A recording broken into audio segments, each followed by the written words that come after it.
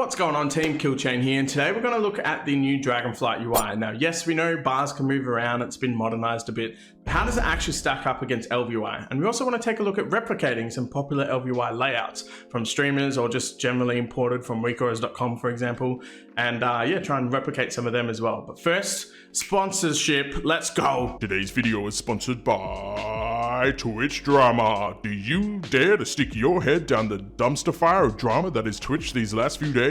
Can you handle the mental mind fuckery that is scamming friends, scamming viewers, scamming other scammers, and friends become enemies and enemies become, more enemies? Shit's fucked up.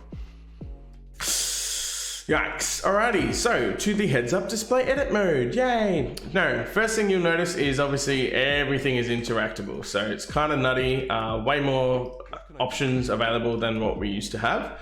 Now, there are some presets. You have a modern display where it brings down the player and target frames lower, where typically most people use it with LVUI and stuff like that.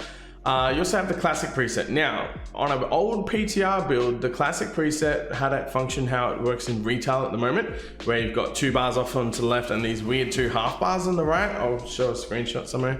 You understand what I'm talking about. But for some reason, the only thing that changes between a classic and modern preset is the player frame, the target frame, and the focus target frame. They just move from the top left to the center. Bit weird, okay, we'll just deal with it.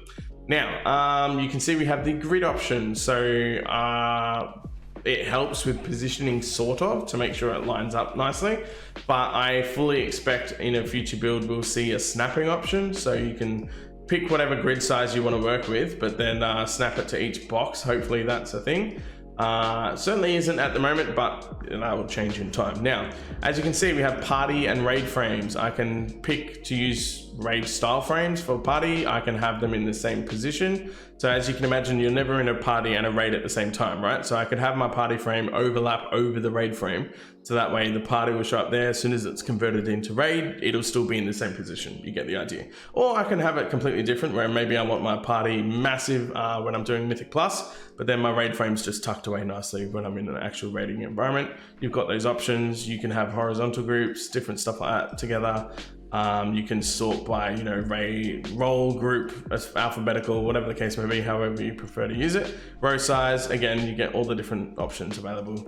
Down to preference, you can have a border, yay, borders are cool. Really boils down to your own personal preference. We have a stance bar back, again, not really going to be used ever. Whether it's, stances for like different auras and stuff for a paladin, stances as a warrior, obviously. You're gonna just have a macro or something like that. You won't really ever need to use a stance bar to be the one that determines how you have it.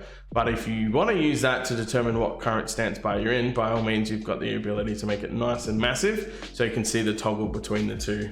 For example, as a Fury Warrior, you pick up defensive stance and you have Berserker stance as a baseline. So I could see a very big icon of both Berserker and defensive stance, just to let me know which one I'm currently in. That is at least an option, but I don't think many people will really be using that, honestly. Pet bar, same concept, irrelevant in most situations, but any class that uses a pet, then hey, you can at least alter it and change it around. You can even change it to a vertical orientation, sorry. So if you want to sort of tuck it away somewhere because you know your keybind's off by heart anyway, and then you can hide it off into the corner somewhere, so that's always an option as well. We have buff and debuff frame. This is really cool because not only can we move the buffs and debuffs now, they are linked together, much like the target frames as well. So I'll just show you the target frame and the focus frame are linked. However, you can break the focus off and away if you want to. Just like that though, the buff and debuff frame are linked, but you can break the debuff away. So you can, if you really wanted to, you could have buffs in the top left and debuffs in the bottom right, just to be a fucking troll to yourself. But at least you have the option, right? Another cool thing, same deal, you have the option to make the orientation vertical, as well as change the icon wrap. So I could have it so it builds out to the right, and then have it vertical. So I can even tuck it into the top left here, and then that will be where all the buffs are. And then obviously maybe chat in the top right, mini map in the center, which used to be a thing for the longest time. And then, bars either side of the mini map. You've got different cool layouts that you could use in that way. So that's pretty cool. Boss frames, as the name suggests, see where the boss is. You can have the boss's cast bar underneath the icon or to the left. The use larger frame, which also is relevant for the focus frame as well. I hope and assume they'll eventually turn that into a slider.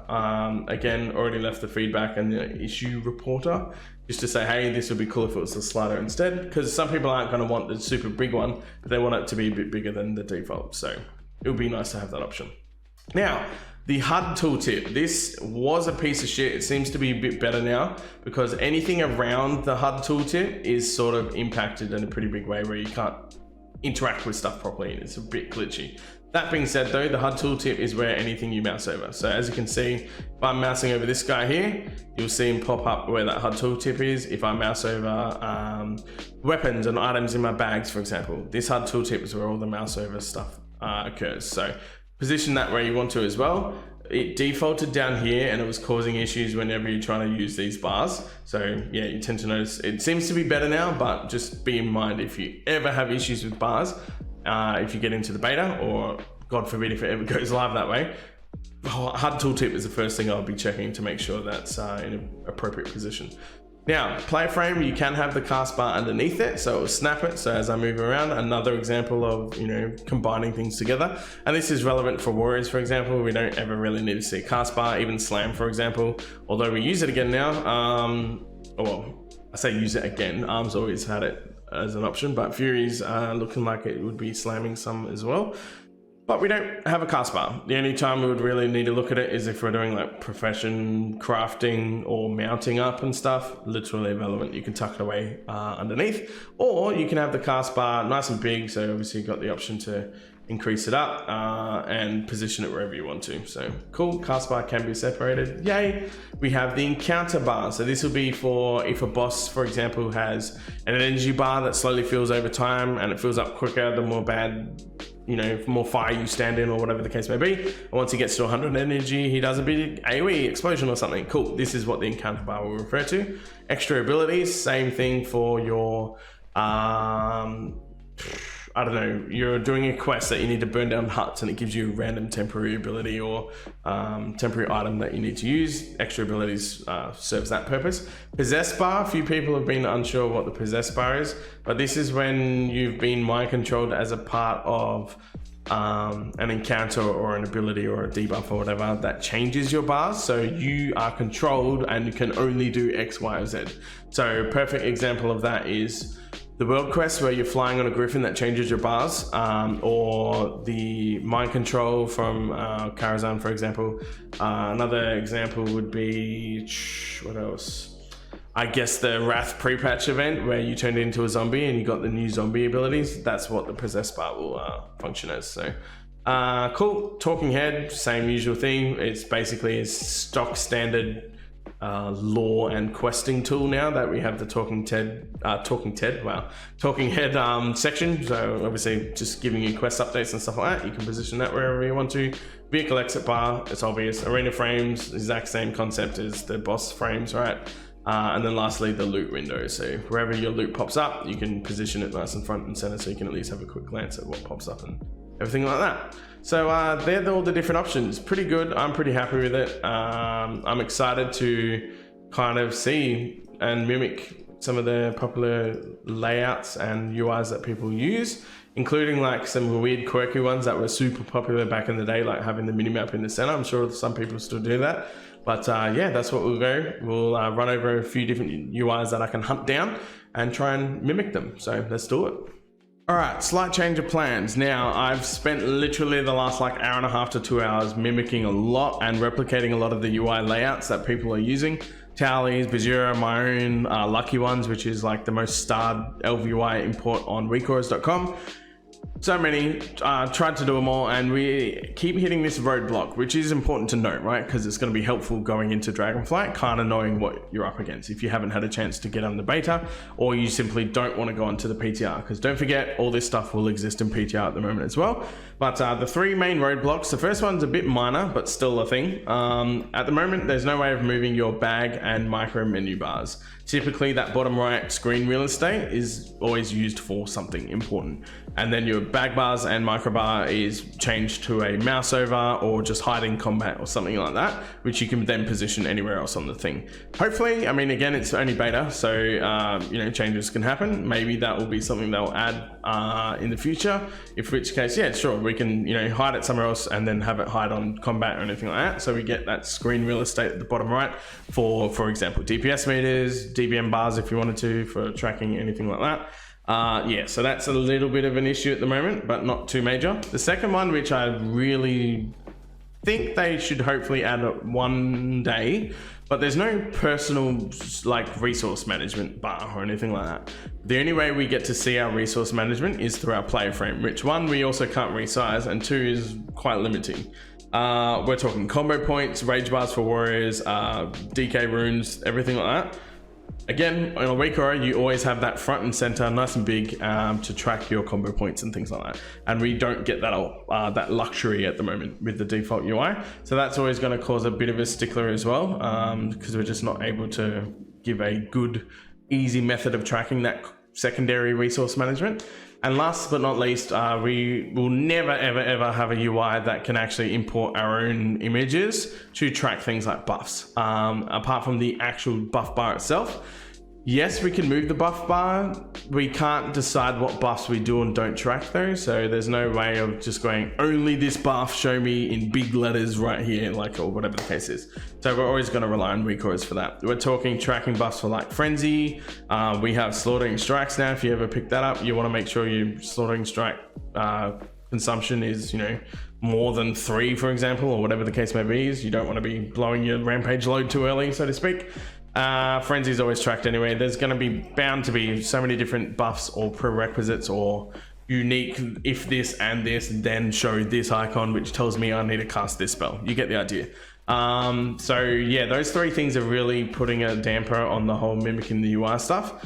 But there is a little bit of a cherry on top. If anyone happens to be a bit more of a solo player or just an RPG lover in general and you want more of an immersive experience, perhaps even like just while you're leveling up or something, and then you'll, you know, do a nice UI outside of that. I was toying around with the different things and it gave me a real like 2005 old school vibe, which I'm quite enjoying, which is, I clicked totally the wrong one, the minimap in the center. So this bad boy gives me some definite like Wrath Kata vibes, where the first time the minimap add-on came out, where it was all blue and swirly. You guys all know which one I'm talking about. Yeah, so this is the UI that I've kind of come up with for that. Your player frames are obviously quite low. Everything is just condensed into the bottom, like lower fifth of the screen, basically. You've got the minimap down there, you've got your bars either side, plenty of bar space, your chat can fit down there as well. You can have your raid frames literally anywhere, and basically this entire top section and screen is really free to do whatever you want. I've done the buffs and debuffs along the side as a vertical thing. I'll just have DPS meter up there because why not? And then yeah, you got your sidebar if you still want or need that for things like Hearthstone and Professions, stuff you wouldn't do typically in combat or anything to do with outside of just being in a rested area. And you can have that bar hide in combat as well. So right now I could literally go edit mode, click that bad boy and say only show when out of combat. So save, cool. There we go. And then I can also even add the extra flavor of don't show when the buttons are on there. So it will hide it anyway. I can then move something to it, which will show up when I'm in out of combat. But then the moment I get into combat, you can see it disappears. And then when I move away and it gets out of combat again, it'll reappear, but it still hides it whenever I don't want to visually see it, which is really cool. So I don't know, I'm vibing it. I think it might be pretty cool. So yeah, let me know what you guys think. Let me know what you guys have toyed with the default UI. Has anyone sort of come up with a pretty cool idea themselves, or be interested to know? Apart from that, thanks very much for watching. And we have warrior changes. We have a new beta build either today, tomorrow, or the next day, or God knows fucking when. We have Wrath next Tuesday, which is going to be insane. It opens up at 6 AM my time, so I'm going to be like up early and basically it's school holidays as well, dude. So I'm hoping that I can let the kids stay up ridiculously late Tuesday night, so that way they go to bed I'm such a great parent. They go to bed like, yeah, I'm being a nice guy at school holiday, stay up as late as you want. Then they'll go to bed and I basically get up at a similar time. Then 6 in the morning, it would just be like, boom, let's go. I have coffees ready. I'm so looking forward to it. It should be fun. I'm gonna stop dribbling shit. Thanks very much for watching and I'll catch you guys in the next video. Peace.